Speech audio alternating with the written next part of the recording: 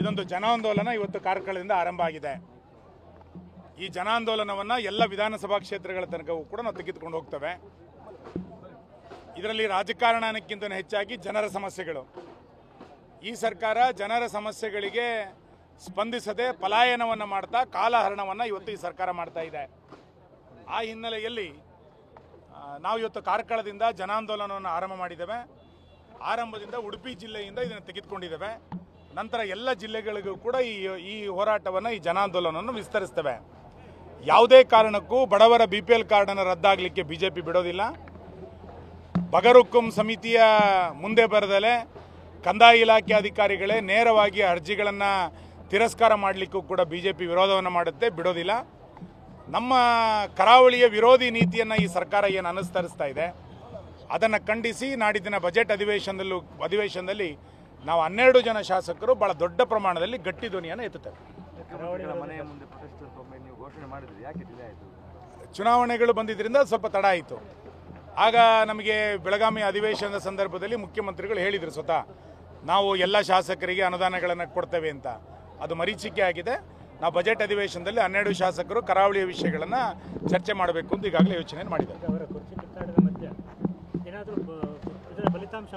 ಅಲ್ಲ, ಈ ಸರ್ಕಾರ ಇದು ಎಮ್ಮೆ ಚರ್ಮದ ಸರ್ಕಾರ, ಇದೊಂದು ದಪ್ಪ ಚರ್ಮದ ಸರ್ಕಾರ. ಈ ಸರ್ಕಾರಕ್ಕೆ ಸಂವೇದನಶೀಲತೆ ಇಲ್ಲ. ನಾನು ಅದಕ್ಕೆ ಹೇಳಿದ್ದು, ಈ ಸರ್ಕಾರಕ್ಕೆ ಕಿವಿಯೂ ಇಲ್ಲ, ಮೂಗೂ ಇಲ್ಲ, ಬಾಯಿನೂ ಇಲ್ಲ. ಈ ಸರ್ಕಾರ ಒಂದು ಬಂಡ ಸರ್ಕಾರ. ಇದು ಜನ ಇಷ್ಟು ದೊಡ್ಡ ಪ್ರಮಾಣದಲ್ಲಿ 22 ಲಕ್ಷ ರೇಷನ್ ಕಾರ್ಡ್ ರದ್ದಾಗ್ತಾ ಇದೆ, 12 ಲಕ್ಷ ಬಗರುಕುಂ ಅರ್ಜಿ ತಿರಸ್ಕಾರ ಆಗ್ತಾ ಇದೆ.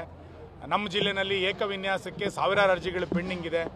ಇಂಥ ಸಮಸ್ಯೆಗಳಿದ್ರೂ ಕೂಡ ಈ ಸರ್ಕಾರ ಮಾತಾಡೋದಿಲ್ಲ ಅಂತಂದರೆ ಈ ಸರ್ಕಾರದ ವಿರುದ್ಧ ರಸ್ತೆಗಿಳಿದಲೇ ಬೇರೆ ಅನಿವಾರ್ಯತೆಗಳೇ ಇಲ್ಲ ನಮಗೆ. ಆ ಕಾರಣಕ್ಕೆ ಜನಾಂದೋಲನ ಕಾರ್ಕಳದಿಂದ ಆರಂಭ ಆಗಿದೆ. ನೋಡೋಣ, ಪ್ರತಿಭಟನೆ ಅಂತೂ ಆರಂಭ ಆಗಿದೆ. ಸ್ಪಂದನೆ ಮಾಡೋದು ಬಿಡೋದು ಆ ಸರ್ಕಾರಕ್ಕೆ ಬಿಟ್ಟಿದ್ದು. ಏನು ಮೈಕ್ರೋ ಫೈನಾನ್ಸ್ ಏನು ಅಂತಂದರೆ, ಮೊದಲನೇದು ಜನರಿಗೆ ದುಡಿಯುವ ಕೈಗಳಿಗೆ ಕೆಲಸ ಇಲ್ಲಿರುವಂಥ ಪರಿಸ್ಥಿತಿ. ಕಾರಣ ಎಲ್ಲ ಬೆಲೆ ಏರಿಕೆಗಳು ಜಾಸ್ತಿ ಮಾಡಿ ಕಟ್ಟಡದ ಕಾರ್ಮಿಕರ ಕಲ್ಯಾಣ ನಿಧಿಯಿಂದ ಹಣವನ್ನು ಕಸಿದುಕೊಂಡು ಕಟ್ಟಡ ಸಾಮಗ್ರಿಗಳು ಯಾವುದೂ ಕೂಡ ಸಿಗದಲೇ ಇರೋದ್ರಿಂದ ದುಡಿಯುವ ಕೈಗಳಿಗೆ ಕೆಲಸ ಇಲ್ಲದಂತೆ ಆಗಿದೆ. ಈ ಹಿನ್ನೆಲೆಯಲ್ಲಿ ಮೈಕ್ರೋ ಫೈನಾನ್ಸ್ಗಳು ಭಾಳ ದೊಡ್ಡ ಪ್ರಮಾಣದಲ್ಲಿ ಆರ್ಭಟಗಳನ್ನು ಮಾಡ್ತಾ ಇದೆ.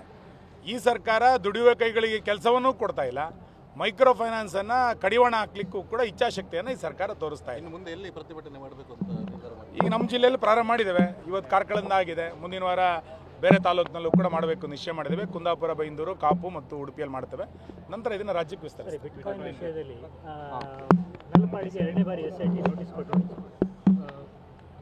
ಅಲ್ಲ, ಈ ಸರ್ಕಾರ 60% ಸರ್ಕಾರ ಅಂತ ಹೇಳಿದ್ದೇನಕ್ಕೆ, ಎಲ್ಲ ಸಚಿವರು ಕೂಡ ಹಗರಣಗಳಲ್ಲಿ ಭಾಗಿಯಾಗಿರುವಂಥವ್ರು.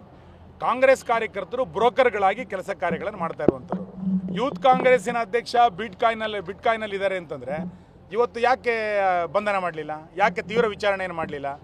ಅಂದರೆ ಬಿಟ್ಕಾಯಿನ್ನ ಹಣ ಚುನಾವಣೆಗಳಿಗೆ ಹೋಗಿದೆ, ಹೈಕಮಾಂಡಿಗೆ ಹೋಗಿದೆ ಎನ್ನುವ ಕಾರಣಕ್ಕೋಸ್ಕರ ಸಾಫ್ಟ್ ಕಾರ್ನರ್ನ ಸರ್ಕಾರ ತೋರಿಸ್ತಾ ಇದೆ.